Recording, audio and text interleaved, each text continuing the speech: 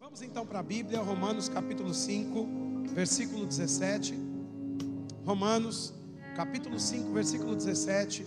Enquanto você abre, quero te lembrar a última chamada. Nós já começamos a nossa escola bíblica Unilife. Temos uma sala cheia esse ano, lotada. Acontece às segundas e quartas aqui na nossa igreja. No final do culto você pode procurar o nosso stand da Unilife. A nossa equipe vai estar lá para te auxiliar, ok?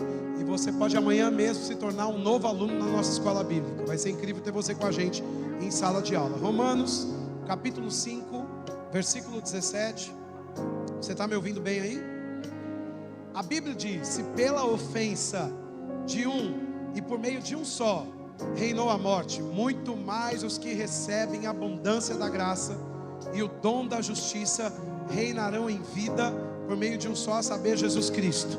Eu vou ler de novo, olha. Se pela ofensa de um só, de um e por meio de um só reinou a morte, muito mais os que recebem a abundância da graça e o dom da justiça reinarão em vida por meio de um só, a saber, Jesus Cristo. Fecha os olhos, vamos orar. Pai, eu te rendo graças por sua palavra. Eu sei que ela é viva e eficaz, ela não volta vazia, mas antes ela cumpre o propósito para o qual foi designado. Obrigado hoje à noite por olhos para ver, ouvidos para ouvir, boca para confessar, coração e mente prontos para provar, experimentar a sua boa, perfeita e agradável vontade. Eu sei, porque sei que depois de ouvirmos a sua palavra nessa noite, Senhor, a nossa vida nunca mais será a mesma. Nunca, nunca, nunca. Quem crê, diga aleluia. Louvado seja Deus. Deixa eu só pedir para o nosso amigo Vini, técnico, que está hoje com a direção. Você pode abaixar um pouquinho aí, aumentar um pouquinho aqui. Aí, na verdade, eu nem quero me meter, mas aqui eu estou ouvindo só vocês aí fora. E talvez seja por isso que está reverberando, porque a equalização não está boa aqui para mim não. Mas a gente vai levando, amém? Bom, Romanos capítulo 5 agora chegou aqui para mim um pouquinho. Se você quiser baixar aqui, para não tocar, para não apitar, né? Para eles ali, pode abaixar, ok? Aí eu vou levando aqui. Romanos capítulo 5, versículo 17, a Bíblia está nos dizendo que um homem morreu. Diga comigo, um homem morreu. Esse é um texto clássico. Se pela ofensa de um só homem, né? Se pela ofensa de um só a morte reinou, quanto mais os que receberam a infinita provisão da graça. Diga comigo, infinita provisão da graça. Mais alto, essas são chaves para você memorizar. Diga, infinita provisão da graça. Diga, e a dádiva da justiça. Então existem duas coisas aqui importantes para compreendermos a infinita provisão da graça, ou a graça. Ela veio para nós com uma infinita provisão, né, ilimitada graça sobre a nossa vida. E a dádiva da justiça, ou seja, a justiça é um presente que nós recebemos de Deus, né? A infinita provisão da graça é a dádiva da justiça. Então a Bíblia está dizendo que por causa dessas estruturas nós somos chamados para reinar em vida através de Jesus Cristo, amém? Você olha para você, para a história da sua vida, e quem sabe você não se sinta adequado, uma pessoa adequada para reinar em vida. Agora, o apóstolo Paulo está escrevendo aos crentes em Roma. Esse não é um texto escrito para quem é ímpio, esse é um texto escrito para quem é crente, ok? Quem nasceu de novo, mas ainda assim vive aquém da sua vida cristã. É lógico, irmãos, a Bíblia nos dá essa abertura para que a gente consiga compreender, né, que até nós nascemos de novo, não existe essa plataforma da graça e da justiça para nós. De fato, a graça morreu por toda a humanidade, mas enquanto nós não cremos com o coração e confessamos com a boca, não entramos debaixo desse favor ou dessa capacidade para vivermos uma vida além da nossa habilidade natural. Muitas pessoas cristãs, no entanto, estão andando no engano, e no engano tão terrível que não conseguem acessar a graça, mesmo a graça tendo pago um preço por elas. Então você sabe que Jesus morreu, Ele ressuscitou, e Jesus não é só a porta de entrada na eternidade para você, mas o Cristo ungido é também a unção que opera na sua vida para fazer você viver uma vida cristã autêntica nessa terra. Muitas pessoas querem sair de vícios, de problemas, de dificuldades e desafios na força do próprio braço, mas na força do seu próprio braço você não consegue sair de problemas. Agora, quando você conhece a graça que morreu por você, e você abraça a graça de Deus, aquilo que você não consegue fazer como homem natural, ou como homem aqui na terra, a graça te habilita para numa vida sobrenatural, sem força e sem violência, você se livrar dessas coisas. Então Paulo estava escrevendo aos crentes em Roma, dizendo assim: olha, vocês estão vivendo debaixo de culpa, pecado e condenação, e essa não é a vida que Deus tem para vocês. Porque nesse tempo ainda as pessoas usavam muito a questão da lei de Moisés e do pecado de Adão. E por causa do pecado de Adão, você sabe que toda a humanidade pecou. Não foi por causa dos problemas pessoais de cada um, mas por causa da escolha de pecar de Adão. Toda a humanidade ficou debaixo de pecado. Então eles instituíram a lei na antiga aliança. O próprio Deus deu a lei a Moisés, e a lei era uma régua que servia para o homem balizar a sua vida. A Bíblia diz que a lei era boa. Diga comigo, a lei era boa. Mas a Bíblia diz que o homem era mau, por causa do pecado de Adão. Então a terra virou um lugar onde a maldade, ela se multiplicou, e já não havia como recuperar essa questão toda. Até que um homem veio e fez o inverso de Adão. Porque Adão, veja, Adão ele morreu pelo seu próprio desejo, pela sua própria ambição, pelo seu próprio egoísmo. Porque eles morreram, a Bíblia diz que morrendo morrerás. Ou seja, quando eles comeram do fruto proibido, o que acontece? A morte entrou. Eles morreram muitos anos depois, mas a Bíblia diz em Romanos que o salário do pecado é a... Por que nós não conseguimos nesse corpo físico hoje ainda rompermos, vivemos a eternidade? Por causa do pecado de Adão. E a Bíblia diz que o último inimigo a ser vencido é a carne, é a morte. Então veja, a morte está sobre a carne, mas aqueles que receberam Jesus Cristo como Senhor ganharam a dádiva da eternidade. Apesar desse corpo ficar aqui, nós teremos um corpo glorificado e reinaremos para sempre com o Senhor.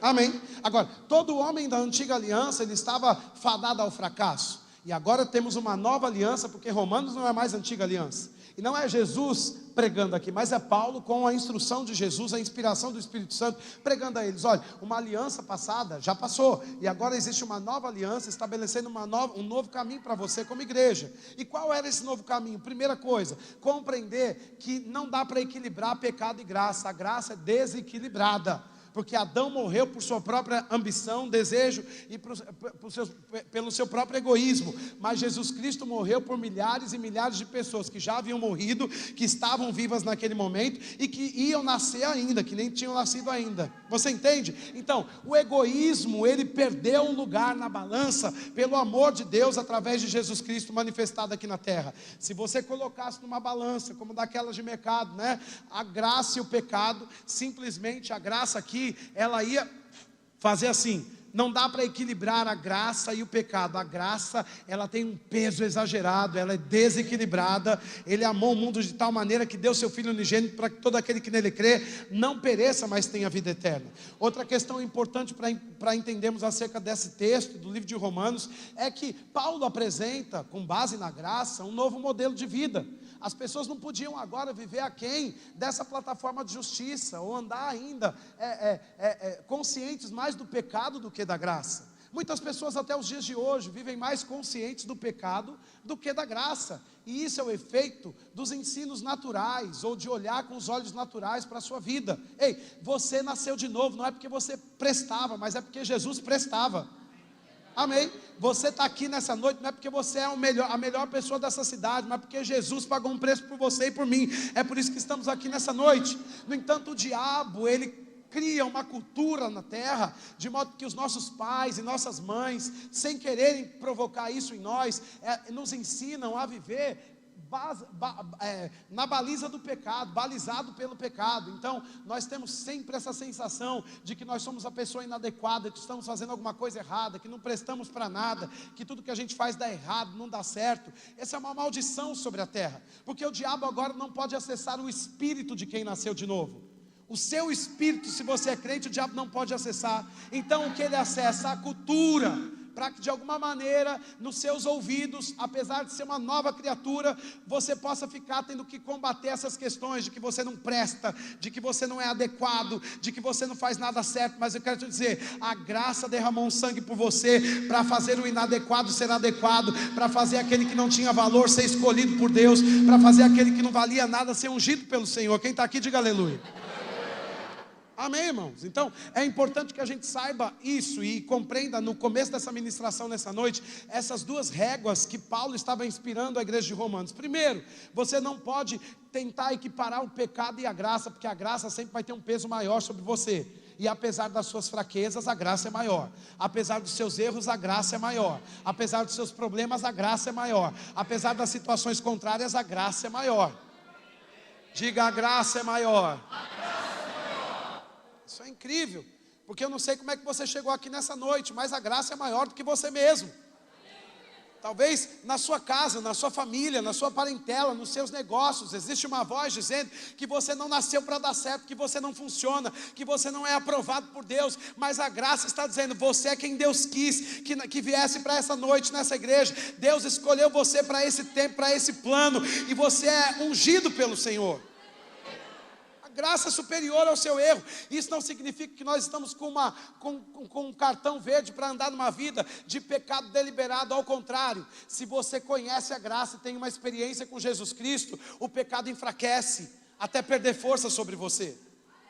Agora veja, muitas pessoas ficam dizendo, dia após outro, eu sou pecador, eu sou pecador, eu sou pecador, e aí pecam pela fé, porque o que você fala é o que você crê. Mas quando você consegue ficar nesse lugar da revelação da palavra, que te apresentou a graça e a dádiva da justiça, então apesar dos seus problemas você diz, eu sou santo, separado, eu sou justiça de Deus, o Senhor me escolheu, eu posso tudo naquele que me fortalece, Ele me capacitou para esse tempo, Ele tem algo na minha vida, e vai acontecer e não vai demorar, eu não vou me intimidar, não vou me calar apesar das minhas fraquezas, eu sou tudo o que Ele diz que eu sou, eu faço tudo o que Ele diz que eu devo fazer, e eu posso tudo que Ele disse que eu posso. Aí você vai andar na vida, na graça pela fé. Você entende? Então esse paralelo estava sendo mostrado aqui na carta aos Romanos, e é muito importante. Agora veja, Paulo estava dizendo uma coisa ainda muito importante nessa questão toda. Ele diz, olha, existe o pecado de Adão, existe a graça e o dom da justiça que Jesus trouxe. Tudo isso para quê? Para que os reis, eles vivessem como um rei na terra. Ok? E eu quero ministrar nessa noite sobre uma identidade real. Diga comigo, uma identidade real. Jesus nos chama de reis nessa terra. E não só nesse texto, mas em 1 Pedro, capítulo 2, versículo 9, a palavra diz que nós somos reis e sacerdotes. Olhe para o seu lado, tem um rei do seu lado aí. Ou uma rainha. Né? É uma família real sentada aqui nesse lugar nessa noite. Agora, a questão é, você vive como um rei? Porque a carta aos Romanos, Paulo está dizendo, olha, se pela transgressão, pela morte de um só homem, ou pelo pecado de um só homem, a morte reinou, quanto mais os que receberam a infinita provisão da graça e o dom da justiça, reinarão em vida. Não é reinarão em morte, é reinarão em vida. Diga, reinar em vida. E a nossa questão é essa, nós temos ainda um grande inimigo a vencer, e você pode falar, eu sabia que era o diabo. Não, o grande inimigo que você precisa vencer é a mentalidade, a cultura que você foi ensinado de que você não presta, que você não é capaz, de que nada acontece na sua vida, e que puxa você para uma realidade que não é a sua, porque de fato no céu, a sua identidade é real, você é um rei plantado aqui nessa terra por Jesus Cristo. Não olhe para você, não olhe para quanto você tem na carteira, mas olhe para a palavra. A palavra de Deus está dizendo que a graça e o dom da justiça te trouxeram para cá para você viver uma vida de rei aqui nessa terra. Amém? Então, muitas vezes o que nos atrapalha a andar na nossa identidade real é o que mamãe falou para a gente, é o que papai falou para a gente, sem querer. Eles também não sabiam, mas o que falaram na escola, o que falaram no trabalho, não, você não é adequado, você não é a pessoa certa. Isso talvez permeou por toda a sua vida o seu pensamento, e agora você cresceu, e agora você se sente inadequado, e você ouve a palavra e sabe que Deus tem um plano ao seu respeito, mas você fica naquele lugar de timidez. Não, certamente não é para mim que Deus está falando isso, e a Bíblia está dizendo que Ele morreu por todos nós que estamos aqui, e se essa palavra é para alguém, essa palavra é para você. Ele morreu por nós para nos dar uma identidade real. Você sabe, por exemplo, que quando você pega um RG de um rei, ele é diferente do nosso. A placa de um carro de um rei é diferente do nosso. A casa de um rei é diferente da nossa. Tudo na vida de um rei é diferente. Por quê? Porque ele foi criado numa cultura real. É tudo diferente. Esses dias eu estava ouvindo alguém falar sobre a realeza, né? E você sabe, por exemplo, por que Deus teve que escolher Moisés para libertar os escravos? A Bíblia diz que Deus ouviu o clamor daqueles milhares de homens que estavam presos no Egito há muitos anos, 400 anos. E aí Moisés, que está lá escondido no meio do deserto, né? por causa dos problemas que ele teve, ele vê Deus no meio de uma sarça, e ele começa a falar com Deus, e Deus chama ele para libertar o povo. Você pode pensar, por que não chamou um dos que estavam lá no Egito, né? Porque só um rei pode libertar os escravos. Você sabe que Moisés foi criado no palácio? Quem está aqui? O que acontece? Moisés tinha um mindset, a mentalidade correta, para acessar o palácio, para falar olho no olho do faraó.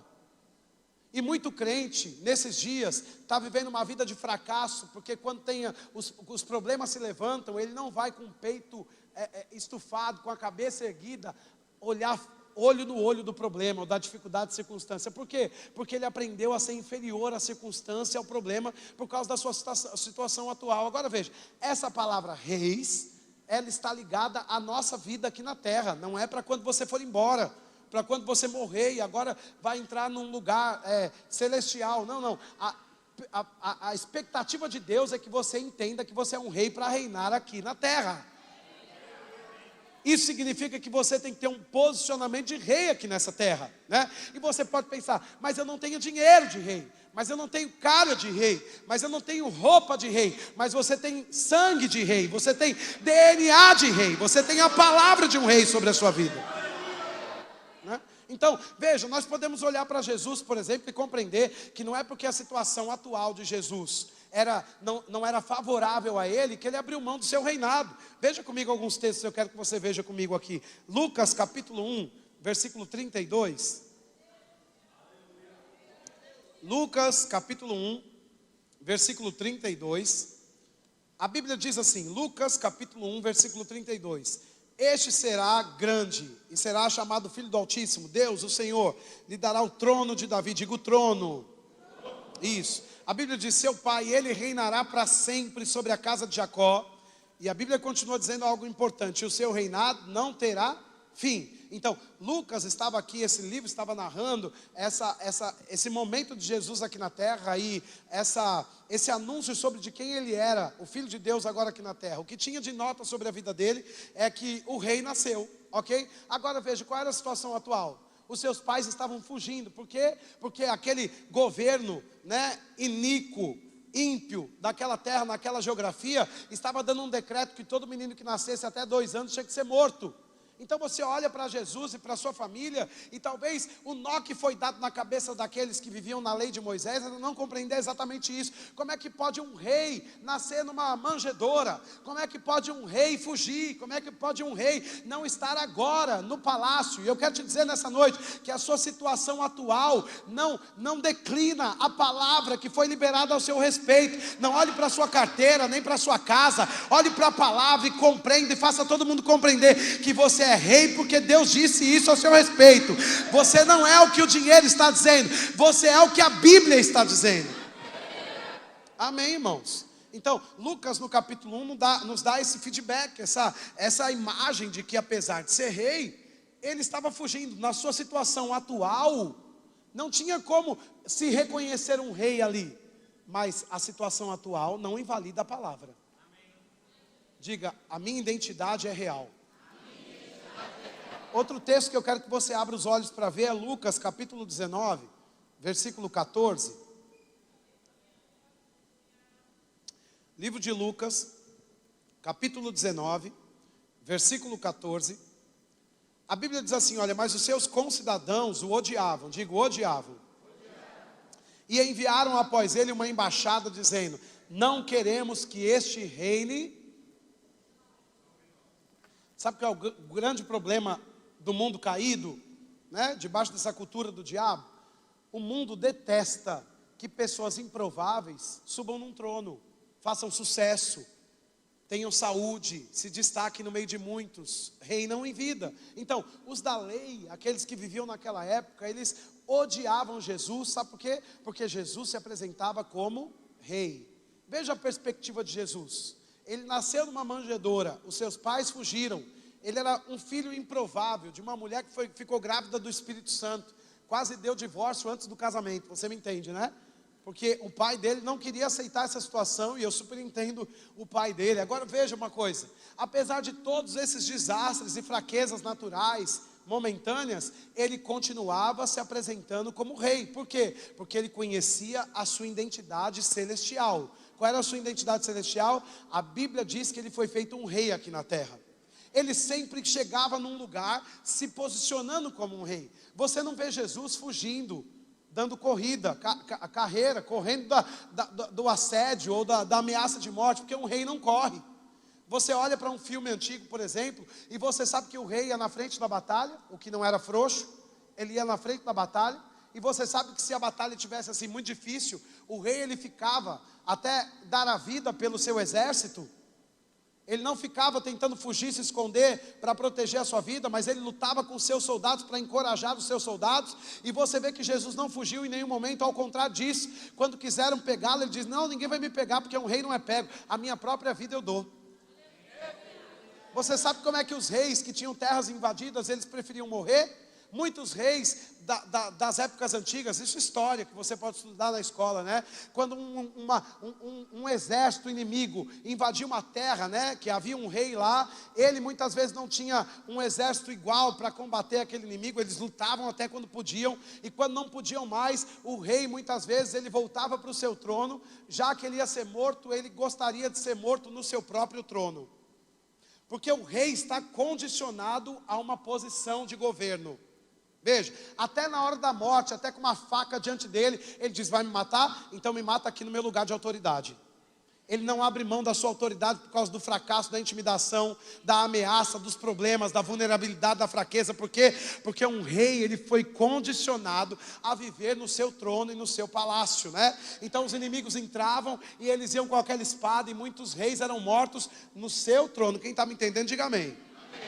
E Jesus fez o quê? Ele não fugiu, mas ele disse: não, ninguém toma minha vida, minha própria vida eu dou. Vamos lá então para a morte, vamos que eu vou na frente. Por quê? Porque quando eu subir naquela cruz, você pensa que vai me matar, mas eu vou libertar todo esse povo que está aqui, né? Então, a Bíblia está nos mostrando aqui que Jesus era odiado. Por quê? Porque ele não abria mão de uma coisa. Veja, ele andava de um lado para o outro, de fato ele tinha uma casa em Cafarnaum, que a Bíblia diz, mas ele ficava nessa obra missionária, ensinando, indo de cidade em cidade. Ele não estava se importando muito com essas coisas naturais e pessoais, mas ele tinha um chamado a cumprir, estava bem focado sobre esse aspecto da vida, né? Agora tem uma coisa que ele não abriu mão: a sua consciência de rei. O tempo todo ele ensinava as pessoas que ele era um rei enviado, filho de Deus enviado, né? E Paulo veio com essa inspiração, dizendo a mesma coisa: igreja, apesar da sua situação, entenda uma coisa: a sua identidade é real. E eu estou aqui nessa mesma condição nessa noite. Apesar da sua situação, a sua identidade é real. No original do hebraico, eu quero que você pense sobre isso comigo, não vai mostrar no telão, mas a palavra rei de Romanos 5,17, né? Se pela transgressão de um só homem a morte reinou, né? Quanto mais que receberão a infinita provisão da graça e a dádiva da justiça, reinarão em vida. A palavra rei aí vem do grego basileu, que significa para nós, olha, ser rei, exercitar o poder real, reinar, do governador de uma província, do reinado do cristão no milênio, ou também exercer a mais alta influência ou controlar. Então, qual é a expectativa de Deus quando nós lemos uma palavra como essa? Que nós precisamos ou devemos reinar em vida por causa da nossa família? Não, por causa da graça e da justiça de Jesus. Qual a expectativa de Deus? Que a gente controle as coisas aqui na terra. Não é controlar a vida das pessoas, mas é controlar o que o diabo está fazendo e expulsá-lo do nosso caminho, para que a gente estabeleça o reino de Deus aqui, ok? Você sabe que só um rei pode estabelecer um reino. E quando o rei Jesus subiu, ele trouxe o Espírito Santo, capacitou a igreja, para a igreja reinar em vida. Para quê? Para estabelecer um reino aqui na terra. A sua cidade parece um reino ou parece uma bagunça? A sua rua parece um reino ou parece uma bagunça? A sua casa parece um reino ou parece uma bagunça? Isso não diz respeito ao diabo, mas a sua mentalidade naquele seu lugar de esfera, no seu campo de esfera. Porque a Bíblia está nos ensinando que essa palavra reinar significa que alguém tem o governo sobre algo. Não está falando sobre a sua situação financeira, mas sobre o seu posicionamento aqui nessa terra. E de fato, quando você se posiciona como um rei, recursos vão chegar para você ter uma vida de rei aqui nessa terra. Então, entenda comigo isso aqui de modo prático. Reinar é ter governo. Diga comigo: reinar é exercer governo. É controlar. Diga, é controlar alguma coisa. Quando uma enfermidade se levanta, você controla ela com a sua plataforma de reino, ou você corre chorando de um lado para o outro? Porque muitas pessoas estão dizendo, eu reino em vida, eu sou um rei em vida, eu sou um rei em vida. E quando uma situação desfavorável chega, essa pessoa fica desequilibrada. Mas um rei faz planos e decretos. Ele não fica desequilibrado num tempo ruim. Ele tem planos, estratégias, e você tem uma palavra para dar ordem, para controlar sobre o seu corpo físico, né? Agora, se nós temos essa palavra, essa identidade de rei, por que então nós não estamos reinando como devíamos? Tem algumas coisas que vão nos ajudar de modo prático, eu quero mostrar para você, a entrar nesse DNA, ou a viver nessa identidade real, né? Eu quero que você veja Provérbios capítulo 4 comigo, versículo 3. Livro de Provérbios, capítulo 4, versículo 3. A Bíblia diz assim, olha: quando eu era filho, em companhia de meu pai, tenro e único diante de minha mãe, então ele me ensinava e me dizia, retenha o teu coração as minhas palavras, guarda os meus mandamentos e vive. Então quem está falando aqui? Salomão. Veja o que Salomão está falando, que ele era filho único de Davi, tenro e mais amado. Só que você sabe que Davi teve muitos filhos, mas Salomão, dentre todos os filhos de Davi, foi criado desde a sua infância para ser rei. Deus anunciou a Davi que o seu filho Salomão estabeleceria um lugar, um trono para a sua descendência, né? Então, Salomão desde pequeno foi criado para ser rei. E eu não estou ensinando você a fazer acepção de filhos, mas eu quero que você pegue isso aqui. A imagem ou a forma como você recebe o amor de Deus vai ser crucial, é o ponto de partida para você entrar na sua identidade real. Porque enquanto você ficar se mutilando, dizendo que Deus não te ama, que você é um pecador, que você não presta para nada, você não está qualificado para andar na sua identidade.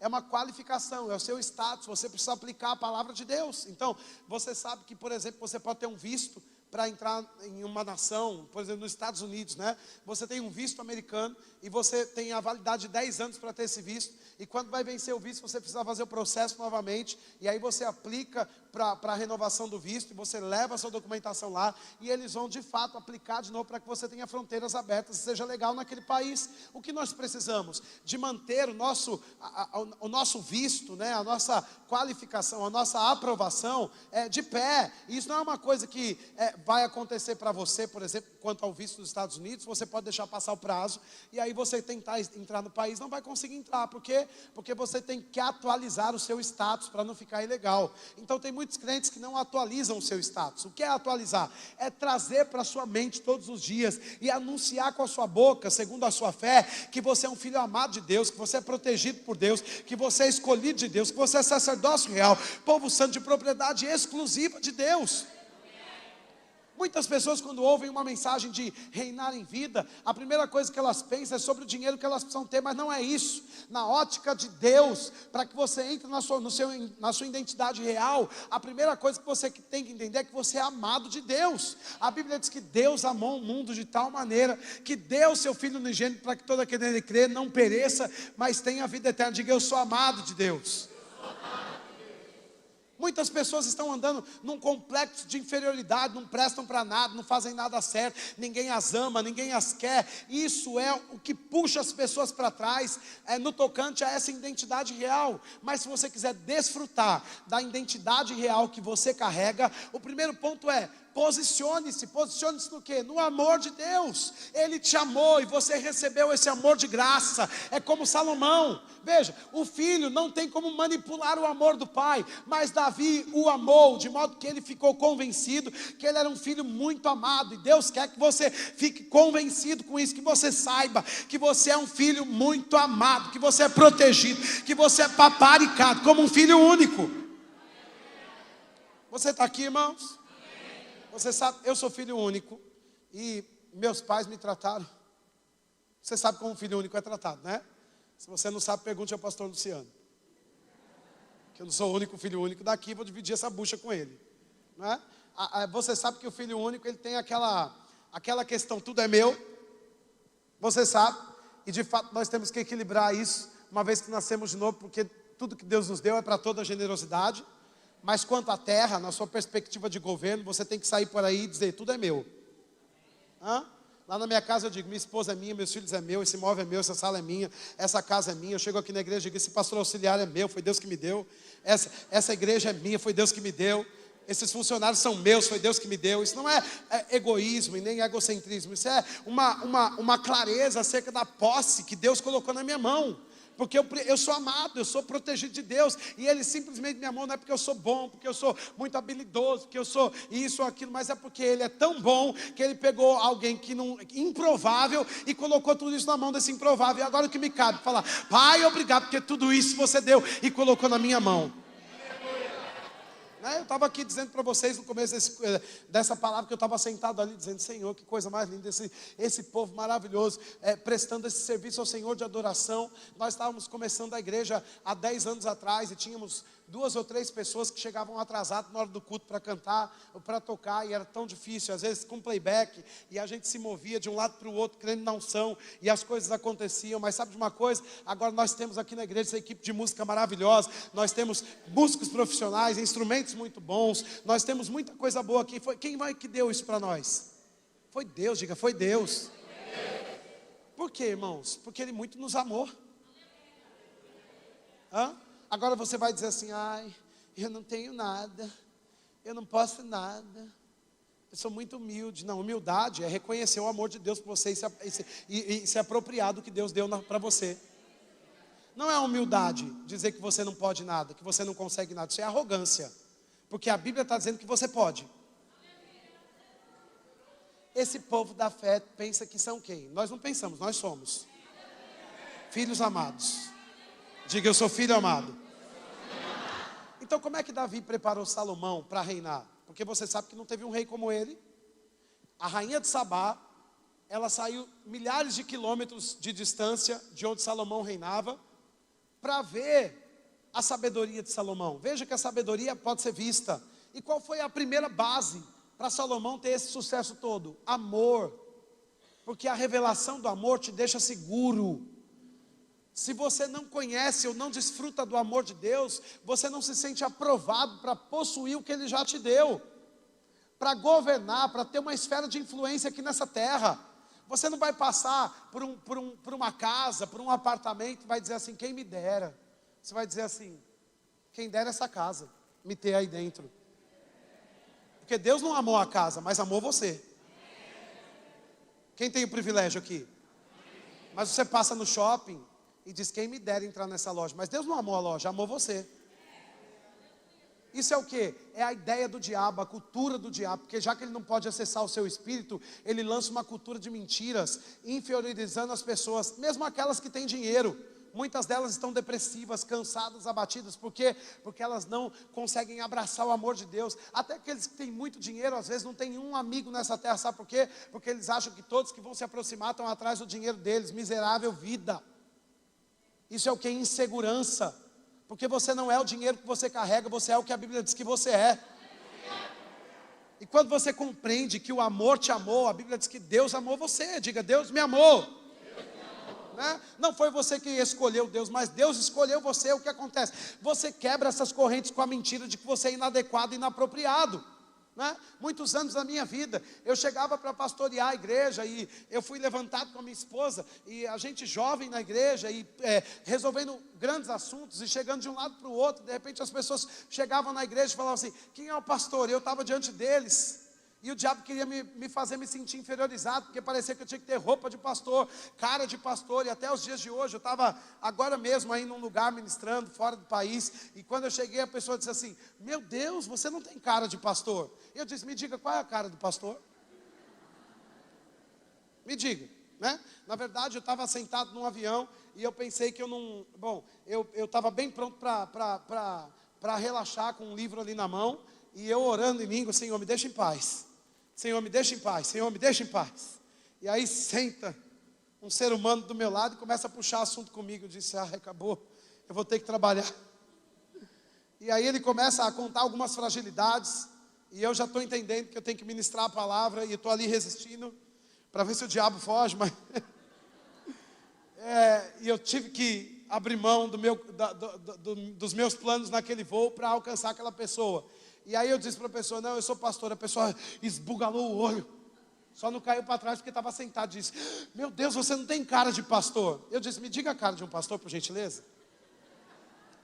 Às vezes as pessoas, elas pagam para ver. E pode ser assim na sua vida também. Você chega num lugar e você chega para adquirir uma coisa ou para estabelecer um padrão na sua família. E não precisamos ir tão longe. É só você dizer assim para alguém: eu vou começar um regime. A pessoa vai dizer para você: por que você está tão bem?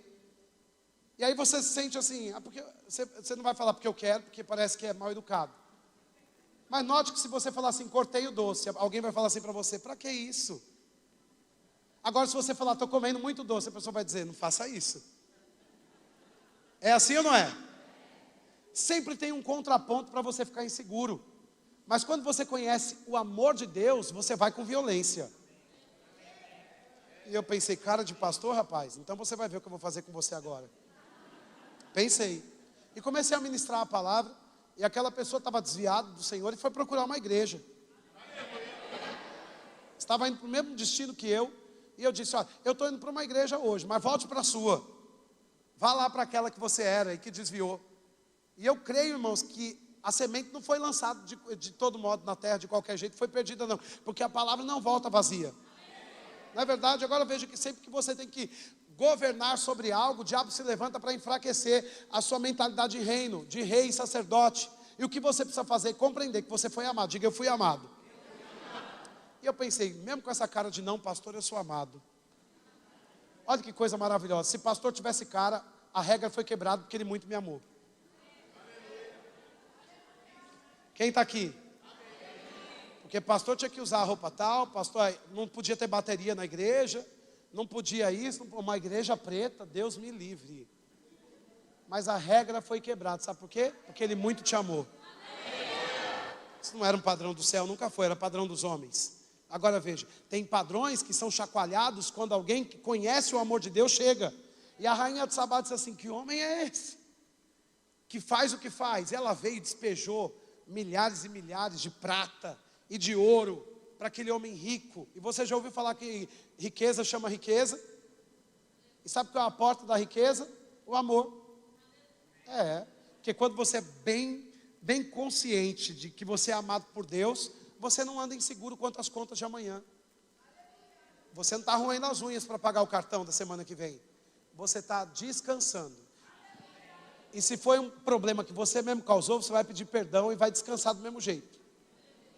Porque Deus está correndo para te abençoar. Quem está aqui, diga aleluia. Né? Não deveríamos ser desequilibrados com contas, mas deixa eu dizer, você foi muito amado. Precisamos de um posicionamento no amor de Deus. Você pensa sobre identidade real e você vai dizer: eu preciso ter a roupa tal, eu preciso ter o carro tal. E são coisas importantes que vão vir como consequência, podem chegar para você. Agora o primeiro ponto é se posicionar no amor de Deus. E isso não escolhe família, sobrenome, bairro. Isso não escolhe currículo. Isso foi derramado sobre todos nós. A Bíblia diz em Romanos, no capítulo 5, versículo 5, que o amor de Deus já foi derramado no nosso coração. Onde é que está o amor de Deus? Está aqui fora? Não, está aqui dentro de você. Que tamanho do amor que foi derramado? Todo o amor de Deus. Você compreende isso, irmãos? Então, tira esse bico feio de que você é uma pessoa inadequada, de que seu mês está muito ruim, de que seu ano não vai acontecer, e coloca um sorriso no seu rosto, que você é amado de Deus. E quem está consciente do amor anda seguro nessa terra. Não é? Você não sai. Se você conhece, eu sou muito bem casado, graças a Deus, e eu tenho que ficar, às vezes, um tempo fora de casa, eu fora de casa, e a Chile aqui, a gente longe um do outro. E você sabe de uma coisa, nós não ficamos pensando sobre um ciúme ardiloso, o que eu estou fazendo numa igreja e outra, indo para lá e para cá. E você pensa, irmãos, a posição dessa mulher de Deus, eu em Lisboa, em Madrid, nos Estados Unidos, ela aqui cuidando de vocês, entrando em igreja, conhecendo pessoas, indo para lá e para cá. E você sabe que ela nunca me ligou dizendo: vigia, rapaz. Sabe por quê? Ela está segura no amor de Deus. Não é no meu amor. O meu amor é o segundo lugar, mas primeiro o amor de Deus. Sabe por quê? Porque se por acaso eu fizer alguma coisa contra ela, quem perde sou eu. Porque ela não vai ser reduzida a uma infidelidade, ela sabe quem ela é. A mesma coisa acontece comigo. Eu não fico pensando quem se aproximou, quem falou, quem tocou. Não, sabe por quê? Porque eu conheço o amor de Deus, eu sei quem eu sou. Você já viu que tem homem e mulher que não vive por causa do outro? Que não respira? Que não faz nada? Sabe o que é isso? Insegurança. E na antiga aliança, por exemplo, em Números, se você começa lá a ler o que Moisés estava fazendo a releitura da lei, você vai ver que Deus estava repreendendo um aspecto, né, um espírito de ciúmes, uma atitude de ciúmes. Existe uma atitude de ciúmes que ela é muito colérica, ela é muito ruim, sabe por quê? Não revela só a posse sobre uma pessoa, mas a insegurança de alguém. A falta de alinhamento em quem você é em Deus. Uma pessoa ciumenta é isso, ela não tem revelação de quem ela é em Deus. Ela está insegura na vida quanto aos seus relacionamentos, e não é assim só com amizades, e não é assim só com coisas. Às vezes as pessoas estão tão ciumentas de uma garrafa de água, elas não dão para ninguém, porque elas estão inseguras se elas vão ter a próxima. Assim é com dinheiro também. Às vezes as pessoas estão tão apegadas ao salário que não dão dízimo, porque elas não sabem se elas vão ter para o final do mês. O que é isso? É a falta de revelação do amor de Deus. Mas o amado de Deus, ele começa a desenvolver a identidade real, porque ele está seguro no amor de Deus. Ele sabe que quem deu, continua dando. Quem está aqui, irmãos? Eu não vou ficar com dúvida se minha esposa amanhã vai me abraçar e me beijar. Por quê? Porque a gente se ama. Eu não preciso marcar um horário com ela para ter um abraço e um beijo. Você está aqui, irmãos? Na hora que a gente quiser, o tempo todo, porque o amor é uma fonte inesgotável. E a Bíblia diz que a graça é a revelação do amor de Deus para nós. E a Bíblia diz que aqueles que receberam infinita provisão da graça, é como o amor é ilimitado. A graça que você recebeu, que te deu vida, continua liberando vida sobre você. Que paga a sua conta hoje, continua liberando poder para você continuar vivendo em suprimento e provisão. Amém? O que precisamos? Nos posicionar. Diga, eu preciso me posicionar. Agora, o posicionamento é onde? Primeiro, no amor de Deus. Esse é o primeiro posicionamento do cristão. Eu quero que você veja outro texto comigo. Nós já estamos perto de acabar. Esther, capítulo 2, versículo 12. Livro de Esther, no capítulo 2, e o versículo 12. Olha o que a Bíblia diz aqui. Em chegando o prazo de cada moça vir ao rei Assuero, depois de tratado segundo as prescrições para as mulheres, por 12 meses, diga 12 meses, porque assim se cumpriam os dias do seu embelezamento, 6 meses com óleo e mirra, e 6 meses com especiarias e com os perfumes e ungüentos em uso entre as mulheres. De quem nós estamos falando aqui? De uma mulher que estava sendo preparada para ser rainha. Veja, depois de um posicionamento que você precisa de preparo. Diga comigo, preparo. A Bíblia diz que aquela mulher, que era uma eleita para viver agora no palácio, ela foi submetida a um tratamento de beleza. Então, às vezes as pessoas primeiro cuidam da aparência e depois do amor de Deus, dessa revelação do amor de Deus. É ao contrário. Primeiro você se autoafirma, você agarra a revelação do amor de Deus, que não adianta passar maquiagem, vestir a roupa certa e tem um espírito de inferioridade aí dentro. Tem gente com tamanco, com salto, com homem com paletó, gravata, com carro, né? Porque ao passo que mulher gosta de salto, talvez homem goste de carro. E tem gente que se autoafirma nessas coisas sem antes receber a revelação do amor de Deus. Não vai adiantar, porque você não é o seu carro, ok? Você não é a maquiagem que você passa, você é o que Deus diz que você é. Agora, depois que você recebe o amor de Deus, sabe o que vai acontecer com você? Você vai ir para um tempo de preparo, porque pessoas que vão acessar o palácio, ou que vão viver com essa identidade real, precisam de se preparar para isso. E veja que Esther, para ela entrar no palácio do rei Assuero e ser escolhida de fato, ela passou por 12 meses de preparo. E isso envolve procedimentos que você vai trazer para a sua vida aqui cotidiana e natural, que vão se adequar à sua realidade espiritual. Porque não é possível que a gente encontre reis com a cabeça baixa, chorando dia após outro, vivendo como um trapo de imundícia, né? Então, depois que você conhece e posiciona no amor de Deus, então vai ter uma força em você para você andar como rei, viver como rei, ter cara de rei, ter roupa de rei, ter cheiro de rei, amém? Acessar lugares que reis acessam, porque esse é um preparo. Veja, Deus está nos anunciando que temos que reinar em vida, e isso implica em você governar e exercer influência sobre a sua esfera de ação, na sua casa, no seu trabalho, na sua faculdade, no seu ciclo de amizades. Você é alguém de muita influência. Diga, eu tenho influência. Agora, você consegue se ver desse jeito? Tem se preparado para isso? Porque pessoas que não se cuidam, que não cuidam de como... Veja, você vai visitar um presidente com qualquer roupa? Não. Primeiro, porque você respeita uma autoridade, você sabe que tem protocolos para autoridades. Agora, se você é capaz de respeitar uma autoridade natural, por que você não se respeita como uma autoridade celestial plantada aqui nessa terra? Você não vai muito longe se você não se respeitar. E no preparo para a realeza, você precisa cuidar de você mesmo, cuidar das suas emoções, cuidar das suas escolhas, cuidar de como você se comporta nessa terra, né? Você já viu que tem pessoas desequilibradas, que têm palavras pesadas o tempo todo na boca, que não se comportam como rei, e depois ficam dizendo, eu sou rei, eu sou rei. Não, se você é rei, primeiro, você vai se posicionar, e segundo, você vai se preparar para isso, ok? Hoje você tem uma plataforma, uma esfera de ação, amanhã você tem outra, e você só vai acessar o seu futuro se você se preparar para ele. Qual é o fim de Esther? Você sabe? Ela precisou entrar no palácio, não é porque ela queria ser a queridinha do rei, não, mas para salvar muitos. Então, eu não estou pregando aqui para você ser um exibido nessa cidade, mas é porque a salvação de muitos implica em você entrar na sua identidade. Não é? Quando você tem, irmãos, porque você se preparou, uma plataforma de vida saudável, sabe o que acontece? Você tira as pessoas da incredulidade. Isso é fato, você se prepara para uma vida de sucesso. Você não fica sentado dormindo, batendo a mão na boca, achando que as coisas vão cair do céu. De fato as coisas já caíram, já estão dentro de você. E agora o seu preparo vai puxar essas coisas aqui para fora. Mas isso depende do seu posicionamento, do seu preparo, da sua atitude durante a sua vida aqui nessa terra. Então, se você é rei, a primeira coisa que você faz depois que você recebeu o amor de Deus, um amado, uma pessoa que vai para o encontro, que é amado por alguém, vai de qualquer jeito? Anda de qualquer maneira? Você sabe que tem crente que não penteia o cabelo, não escova os dentes? Eu sei que isso é uma palavra, irmão, que você pensa assim, eu tenho educação, meu pai me ensina isso. Mas muitos não. Sabia disso, irmãos? Tem coisas que você não consegue fazer agora, porque não tem recurso para fazer. Mas quando você se posicionar com o que você já tem, o recurso vai chegar para você fazer o que devia ter feito. Eu estava dizendo a vocês que eu estava me lembrando aqui de quando nós não tínhamos essas pessoas maravilhosas para cantar e nem essa igreja para a gente congregar. Mas sabe de uma coisa? Eu dizia para as pessoas que estavam comigo, às vezes nós tínhamos reuniões na igreja com 4 ou 5 pessoas ali sentadas. E alguns que estavam comigo no começo pensavam, só são 4, né?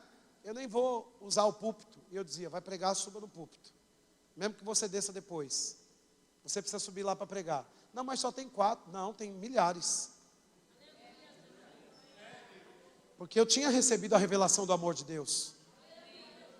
Eu conhecia o meu futuro, eu estava seguro sobre ele. Mas agora eu estava no tempo de preparo para essa fase. Aquele era o meu tempo de preparo para essa fase. E esse é o meu tempo de preparo para outra fase. Você também está assim, querido. Não é porque te falta as pessoas ou o recurso que você vai viver aquém daquela identidade que você recebeu, sabe? Outra coisa, nós começamos a preparar a igreja, nos alinhar como pessoas, como equipe naquela igreja, para receber muitas pessoas. E éramos poucos ainda, mas quando mudamos para esse prédio, fizemos um culto inaugural, e uma igreja com talvez 70 membros, naquela época, nesse prédio que era tudo aberto, essas portas. No primeiro culto nós recebemos aqui 1.100 curiosos, porque queriam conhecer a Boulevard, não é que queriam conhecer a igreja, que era o sonho enrustido dos irmãos, né? E vieram. Sabe que a nossa equipe de diaconato não ficou com o cabelo em pé para receber 1.100 pessoas? Tínhamos cadeiras alugadas, tínhamos uma equipe de talvez 20 pessoas preparada para fazer um culto para mais de 1.000 pessoas. E não tínhamos as ferramentas de hoje, de fazer inscrição, de saber o número de pessoas, nada disso. Sabe, nós tínhamos a revelação do amor de Deus bem aberta para nós. E eu dizia assim, alguma coisa vai acontecer muito grande aqui nesse lugar. Precisamos estar prontos. E treinávamos na nossa equipe para servir milhares quando a gente tinha 70. E aqueles milhares chegaram. E nós não tivemos nenhum tipo de improviso e problema, porque estávamos preparados. Não é? Nós não somos a maior igreja dessa cidade. Nós não temos o maior número de membros nessa cidade. Mas quando falam ao nosso respeito, falam como se fôssemos. Porque nós vivemos nisso.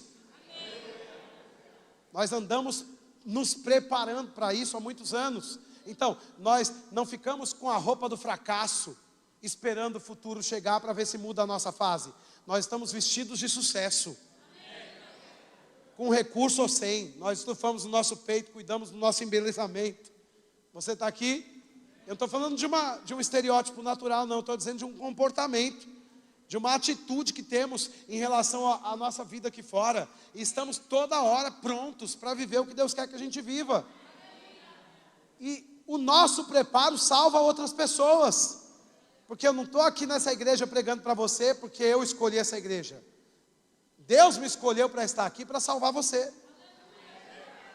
Não é sobre o meu êxito, é sobre o seu clamor e a sua oração. Moisés não tinha nada a ver com a coisa, mas o povo que estava preso estava orando, e Deus tira Moisés do monte que ele estava escondido, para quê? Para atender a oração dos outros. Não é assim? Eu cheguei em um lugar e a pessoa me disse: olha, eu precisava disso, pelo amor de Deus, isso que você estava pregando hoje, eu estava orando já há mais de um ano para ter entendimento sobre isso. Eu disse: uau, então você me tirou da minha igreja, eu vim para cá só porque você orou. Não é sobre mim, sobre a minha possibilidade de fazer alguma coisa, porque alguém orou, eu saí de um lugar e fui para o outro, porque alguém estava orando. Você entende? Então, a nossa submissão ao plano de Deus nos leva ao preparo. E Esther, ela estava ali insegura, mas Mardoqueu, seu tio, estava trabalhando já sobre ela para que ela entrasse naquela vida de realeza. E ela teve aqueles 12 meses, 6 meses de preparo com óleo. Diga, preparo com óleo. Eu gosto disso. Você pensa que eu vou falar de coisas naturais? Não, coisas espirituais. Porque preparo com óleo e com mirra são coisas muito importantes para nós aqui. E você sabe que o óleo representa a unção, não é? E a Bíblia diz em Isaías 10 que a unção despedaça todo jugo. Como é que é se preparar com óleo? É você quebrar todo tipo de rótulo que foi lançado contra a sua vida, com a unção que opera em você. Então, Esther não era a adequada, Esther não era a preferida, Esther não estava na lista, no top 10 do rei Assuero, mas sabe, ela estava sendo preparada com óleo. E eu amo olhar para a vida de Esther e esse paralelo, porque à medida que ela se preparava no seu embelezamento, a Bíblia fala em Apocalipse, lá no final, salvo engano, capítulo 19, sobre a noiva de Cristo se embelezar para o seu noivo que breve vem. Deus espera, irmãos, Ele vem para resgatar uma noiva, uma igreja, né, que foi lavada e remida e que deve estar com as vestes brancas. Então, você se casaria com uma noiva, se você fosse homem, você se casaria com uma mulher que chegasse no altar, toda rasgada. Talvez o próprio pastor ia parar a cerimônia para que ela fosse reconstruída para aquilo, ainda que se ame, né? A evidência que o amor está no ar é que aquela noiva chegou alinhada. Eu olho para você e eu sei se você recebeu o amor de Deus ou não. Receber você recebeu, mas se você agarrou o amor que você recebeu ou não. Eu olho para o jeito que você vive e eu sei se você abraçou o amor de Deus ou não. E não é sobre o seu dinheiro, não é sobre coisas naturais que você pode fazer, mas o seu posicionamento de vida me diz se você recebeu o amor de Deus ou não. Você pode estar numa igreja entrando e saindo, e o jeito que você trata as coisas me mostra se o seu DNA real está aflorado em você ou não. E isso não tem a ver com o seu currículo, mas com o amor que você recebeu. Você está aqui, irmãos? E eu estou insistindo em falar isso para vocês, porque muitas vezes as pessoas estão procrastinando, sabe por quê? Para entrar no seu DNA real, já acabou meu tempo, porque elas não têm dinheiro. Esther não tinha um palácio, mas ela tinha preparo. E aí Mardoqueu diz: como é que você vai se negar? Quem sabe não foi para um tempo como esse que você foi chamado? Não é verdade? Então o meu preparo salva outras pessoas. Daqui para o futuro, nós temos que fazer muitas coisas como igreja, amor e vida, por exemplo. O seu preparo salva outras pessoas. Não é sobre o seu ideal de vida, mas é sobre o plano de Deus que caiu para você. Então, primeiro um posicionamento, diga comigo, posicionamento. Segundo, preparo. Diga, preparo. Eu quero ler um último texto, a nossa equipe pode vir para cá. Provérbios capítulo 23, versículo 1. Vamos voltar para Salomão. E a Bíblia diz em Provérbios 23, 1 a 3. Olha o pai de Salomão dando instruções a ele, né? Ele contando para as outras pessoas o que ele aprendeu. E ele diz assim, olha: quando te assentares a comer com um governador ou com um rei, atenta bem para aquele que está diante de ti.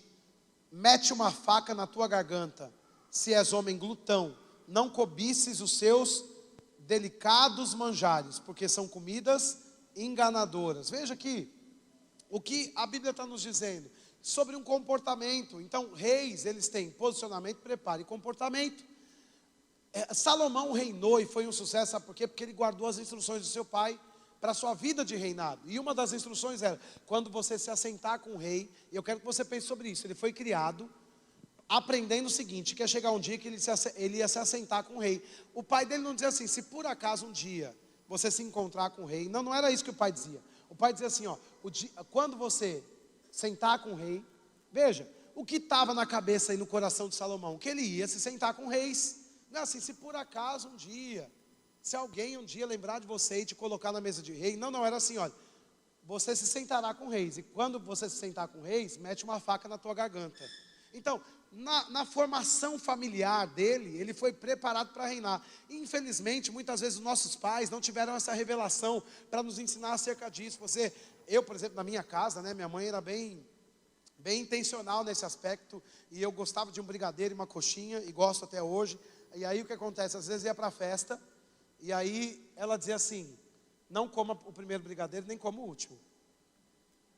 E eu ficava ali tentado, porque todo mundo estava em volta do brigadeiro, e parecia que um estava esperando o outro comer. Alguém tinha que dar o gatilho. Mas eu não podia ser, porque minha mãe me batia, me levava para o banheiro. Se eu pegasse o primeiro brigadeiro ou o último, eu ia apanhar. Se eu pegasse a primeira coxinha ou a última, eu ia apanhar. E às vezes, a pessoa, dono da festa, dizia assim para mim, come, Gustavo.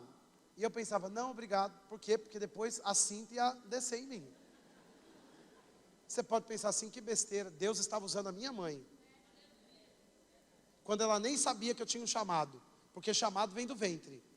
Antes de eu nascer, eu já tinha um chamado. Para quê? Para me ensinar códigos de comportamento da realeza. Você, quando senta numa mesa com o rei, você mete a mão em tudo? Ou espera as pessoas? Você já viu aquelas pessoas? Elas chegam num lugar, qualquer lugar, elas querem sentar na primeira cadeira sem ser convidados? E o próprio Jesus ensina isso. Ele diz assim, olha, quando você chegar num lugar, sente na última cadeira. Porque se alguém quiser te promover, vão te chamar. Mas se você se autopromover, podem ser que te tirem de lá e vai ser envergonhado. Jesus está ensinando isso para os discípulos. Eu estou parafraseando. Então, eu não estou dizendo que você, quando chegar na igreja, tem que sentar na última cadeira. Você me entende, né? O que eu estou dizendo é que existem plataformas na nossa vida, de oportunidades, e que às vezes a falta de um comportamento de acordo com a nossa identidade real nos tira disso. Estava bom o microfone, agora ficou ruim, né? Então, nós precisamos compreender instruções como essa. Você está ouvindo sobre uma identidade real. Diga comigo, identidade real. Então, nós temos que estar preparados para sentar na mesa de reis, porque nós somos pessoas de influência nessa terra, homens e mulheres de autoridade que vão parar para nos ouvir. Quando você chegar lá, você precisa de um comportamento adequado. Pode ser o seu patrão, na sua esfera de ação. Você está pensando sobre o prefeito, talvez você nunca vá estar diante, mas na sua esfera de ação, você tem pessoas de influência diante de você, e Deus quer que você se comporte como tal, também como uma pessoa de influência. Para quê? Para que você tenha uma promoção na sua vida. Você sabe que muitos crentes não ocupam vagas de emprego, sabe por quê? Porque o povo do mundo diz que crente é ruim funcionário. Pergunte para um crente que tem uma empresa se ele quer contratar outros crentes. É difícil, viu? Muitos não querem, porque diz que crente dá trabalho. Crente falta muito, crente chega muito atrasado, e crente vai pôr a culpa no diabo. Mas isso é falta de um comportamento adequado à sua identidade real. Como é que está a sua casa hoje? Como é que está a sua cama? Como é que você dobrou sua toalha? Mas isso não tem nada a ver com a minha identidade. É por isso que você não está vivendo a vida que Deus falou que você tinha que viver. Porque Salomão era visitado por autoridades de toda a terra. Sabe por quê? Pelo jeito que a mesa era posta na casa dele, pela roupa dos funcionários. Sabia disso, irmãos?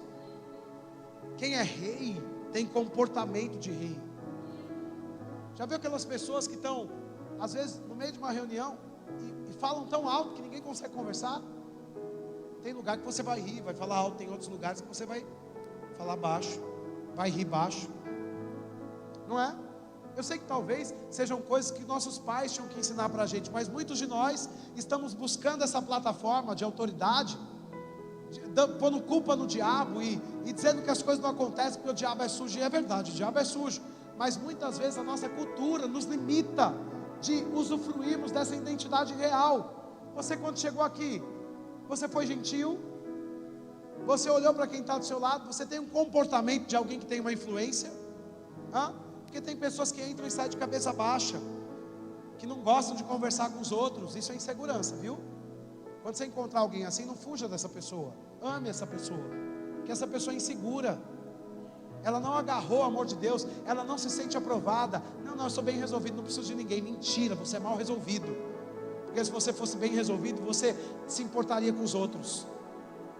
Isso é o que seu pai e sua mãe, infelizmente, colocaram na cultura da sua casa.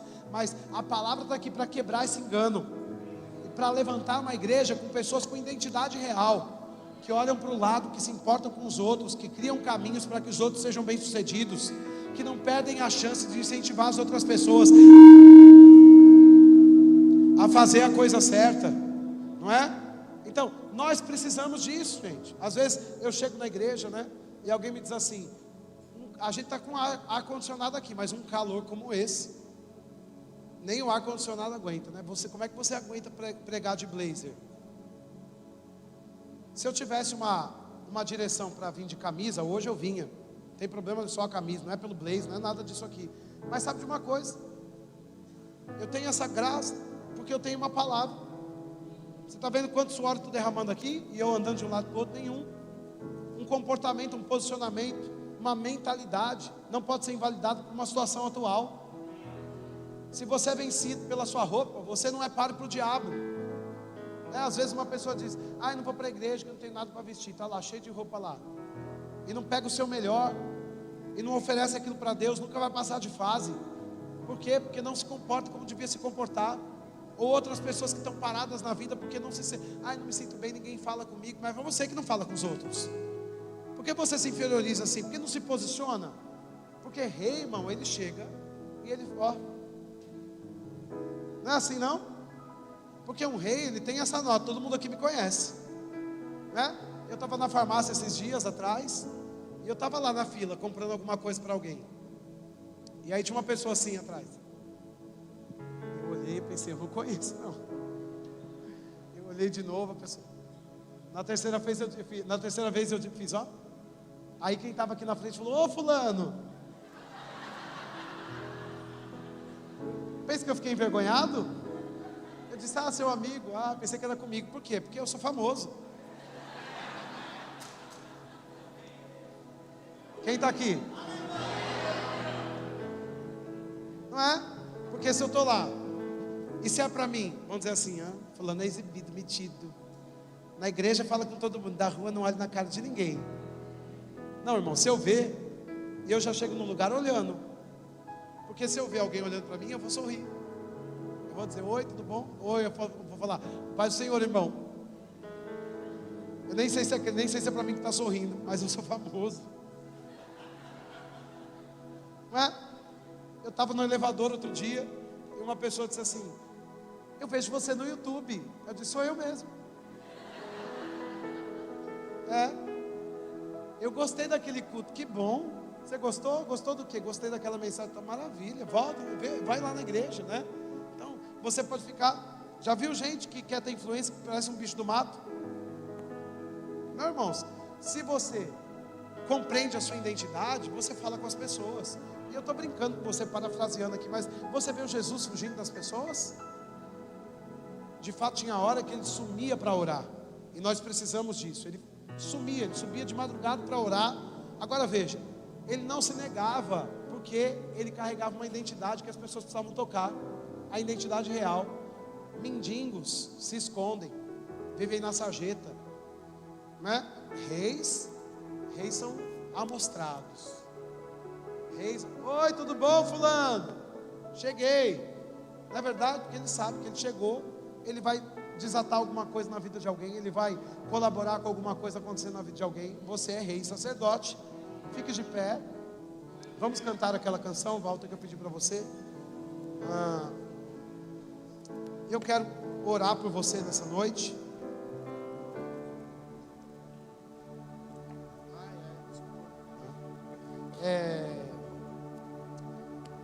Oh meu Deus, é que eu sei falar.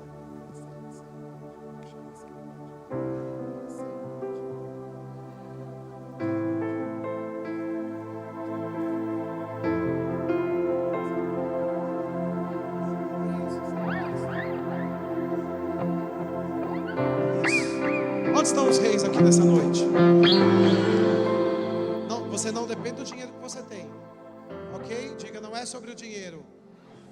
Diga, é sobre um posicionamento, sobre o preparo e sobre um comportamento. Precisamos ensinar os nossos filhos assim. Eu já saio de casa dizendo, e é um treinamento, viu gente? É um treinamento, né? Olha, vai para a festa, não coma mais do que precisa.